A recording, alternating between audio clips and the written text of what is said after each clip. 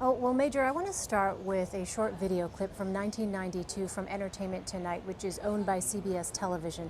In it, Donald Trump is heard making questionable comments about a young girl. Let's listen to that.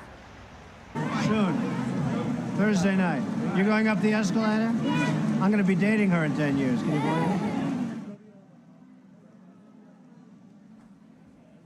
You can hear him say, I'm going to be dating her in 10 years. Can you believe it? Major, I wonder how concerned the Trump campaign is about videos like that one continuing to surface. Deeply concerned. The Trump campaign is, I think it's fair to say, on eggshells about any disclosures, any videotape, audio tape, any accusations coming from other women about untoward remarks, physical aggression, anything in this category of Trump acting like someone unfit for the presidency or unfit as a gentleman.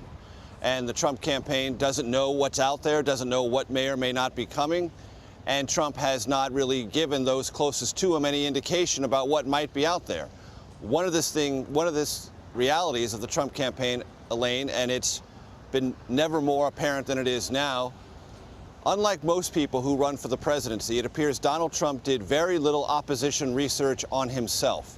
Most people who seek the presidency, skilled politicians, do all of that in advance, or as much of it as they can, to find out all the potentially negative things that might be out there, how to prepare for them, how to respond, and how to keep them out of public view if at all possible.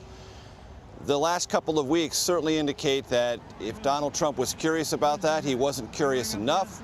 And the fact that his closest advisors now live in a state of semi-panic about what may or may not be coming indicates to me that Trump didn't do very much of this across the entire realm of possibility, which leaves his campaign and those closest to it, and Trump himself, vulnerable to whatever may come next. Yeah, that's a really good point, Major.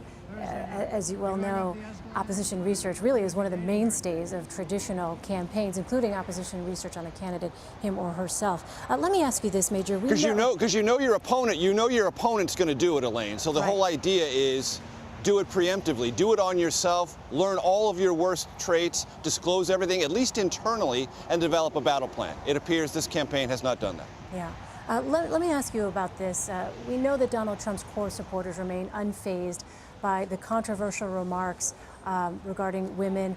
I wonder how you interpret the polls that we're seeing now. Are those undecided voters responding? And also, Major, what really is the challenge here for those folks who are in Trump's inner circle as they head into these final weeks before Election Day? I think the best way to answer that, Elaine, is based on conversations I've had with Trump supporters this week and that our embed, Sopan Deb, has had as well.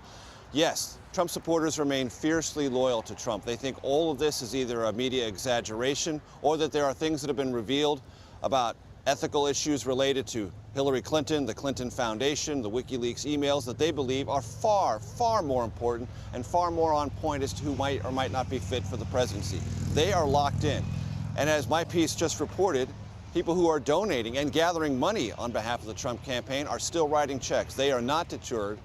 They are still with Donald Trump, writing big checks, $5 million raised in Texas this week, more than half of it raised after that 2005 video surfaced on Friday.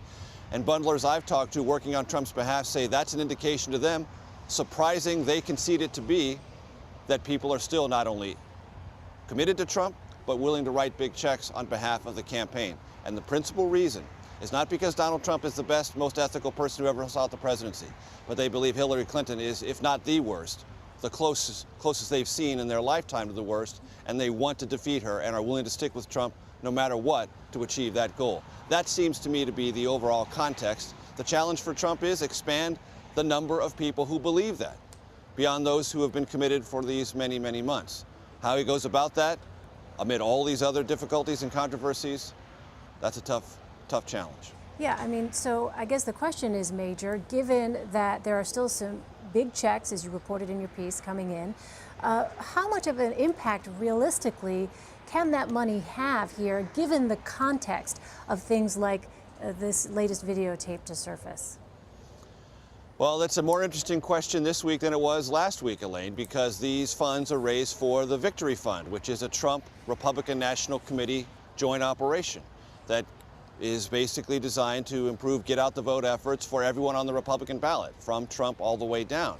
And this schism that's developed over the weekend and intensified in the last couple of days, led by House Speaker Paul Ryan, raises a legitimate question about how much of that money is going to be devoted for Trump, how much is it going to be devoted to House Republican races, Senate Republican races, governor's races, et cetera, et cetera.